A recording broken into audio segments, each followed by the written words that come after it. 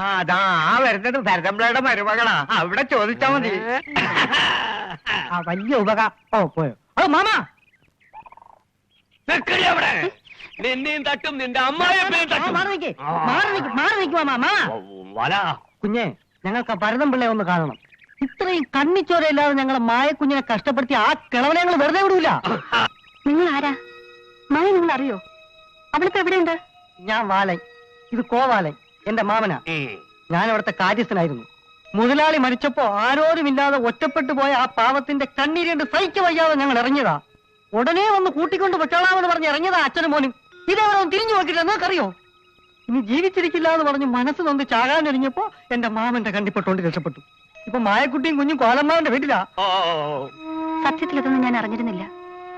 മായ എങ്ങനെയെങ്കിലും രക്ഷിക്കണം. അവളെ കൂട്ടിക്കൊണ്ടുവരാനുള്ള വഴി ഉണ്ടാക്കാം. അതുവരെ അവൾ അവിടെ തന്നെ നിൽക്കട്ടെ.